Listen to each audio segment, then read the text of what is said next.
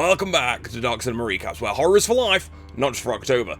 Today, we are going to be recapping the 2013's The Conjuring. Now, yes, I've done this before, but this was when we first started Dark Cinema Recaps. We used the AI voice, there was nowhere near as many scenes, didn't go quite in depth, and before we do the whole Conjuring universe recapped, I wanted to give this a more up-to-date treatment. Are the rest of the Conjuring films going to get the same treatment like Annabelle and Annabelle Comes Home? And no, they're not, because the Conjuring universe definitely does vary in quality, but the Conjuring is a personal favourite, so I wanted to give it one last go around before we close this chapter off. In 1968, renowned demonologists Ed and Lorraine Warren are investigating the Annabelle case, in which friends Debbie and Camilla say they have a possessed doll. They explain that after they contacted the medium, they allowed the spirit, who claimed to be a 7-year-old girl named Annabelle Higgins who died in the apartment, to possess the doll. Unable to get rid of the doll as the hauntings become more disturbing, Debbie and Camilla decided to desperately reach out to the Warrens. The Warrens then explain how the doll was never really possessed and was a conduit for a demonic spirit that manipulated Debbie and Camilla so that it could eventually take over one of their bodies. 3 years later, in 1971, Roger and Carolyn Perrin move into a farmhouse in Harrisville, Rhode Island, with their 5 daughters, Andrea, Nancy, Christine, Cindy, and April. Their dog Sadie refuses to enter the house. A minor mishap during a game of hide and seek results in the discovery of a boarded up entrance to an unknown cellar. Paranormal events occur within the first few nights. Every clock in the house stops at 3:07 a.m. Carolyn awakens with additional large bruises each morning. Kinky bitch. One day, Sadie is found dead in the yard, and because John Wick doesn't exist in this universe, he can't go kick a malevolent spirit's ass. Carolyn and Christine both encounter a malevolent spirit. Carolyn contacts the Warrens, who meet with her and agree to conduct an initial investigation, during which Lorraine, a clairvoyant, sees that dark forces have latched onto the Perrin family. She explains that leaving the house will not free them. Gather evidence. They place cameras and bells around the house with the help of their assistant Drew Thomas and police officer Brad Hamilton.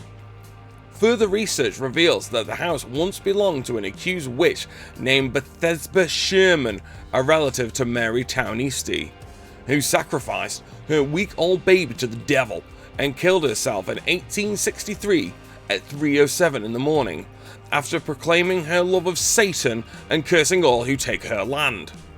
There are reports of numerous murders and suicide through the years in the houses that were built on the property. One morning, Bathsheba appears to Carolyn and fully possesses her.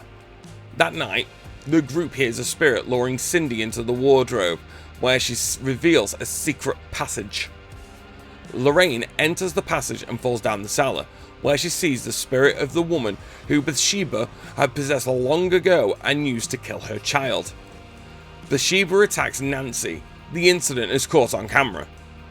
The Warrens conclude there is sufficient evidence to receive authorization from the Catholic Church to perform an exorcism, but Father Gordon explains the approval would have to come directly from the Vatican because the Perrin family are not members of the Catholic Church. The Warrens' daughter Judy is attacked in the Warren home by Bathsheba. The Perrin family takes refuge at a motel, but Carolyn takes Christine and April back to the house to kill them. Ed, Lorraine, and Brad find Carolyn in the cellar, trying to stab Christine. Lorraine warns if they take Carolyn outside the house, Bathsheba will kill her. They tie Carolyn to a chair, and Ed attempts the exorcism himself. Carolyn seemingly stops struggling, and for a brief moment it seems as if the exorcism was successful. Suddenly, a chair flips over end, and she's held upside down. Ed yells for the demon to put her down, and after a few tense moments, she is released onto the ground. Meanwhile, Drew finds April hiding under the floorboards in the kitchen. He yells down to the cellar that he found her, and this alerts the demon inside Carolyn, and she dashes up the cellar stairs to find April in order to complete the sacrifice. Ed and Lorraine Warren, along with Roger, rush up the stairs after her in order to stop her from going through with it. The possessed Carolyn chases after April through a tunnel underneath the floorboards. Carolyn grabs hold of April, but at the same time, Lorraine reaches down through the floorboards and grabs Carolyn's head. She tells Carolyn to remember how much her family mean to her, and to remember what she told her about how special they were to her and what they mean the world to her, and what she would leave behind if she ever went through with it. This seems to get through to Carolyn as her face relaxes and breathing returns to normal. The demonic presence in her eyes seems to fade, and she puts April down, allowing Ed to complete the exorcism and lift Bathsheba's curse and condemn her back to hell. Returning to his home, Ed adds the haunted music box from the parent home to their room of cursed artifacts that they have collected from past cases. As he leaves, the music box starts playing on its own. Now, The Conjuring for me is honestly it's up there. It's such a good film. I absolutely love it. I remember when this first came out, and honestly, there's only a handful of horror films in my life that kind of came out with such no, let's say hype behind it. You know, it's had to like live up to expectations. I can only really count Paranormal Activity. When that first came out, everybody thought that was shit your pants scary. When they got the videos of people in the cinema and they're getting all shocked and leaving and like absolutely fucking knotted. And it was this. It was Paranormal Activity. It was Insidious, and then it was this, and that stuck with me. And The Conjuring, it's got some bits of flab around the end, but it's definitely probably up there in my, if it's not in my top 10, it's in my top 20 greatest horror films of all time.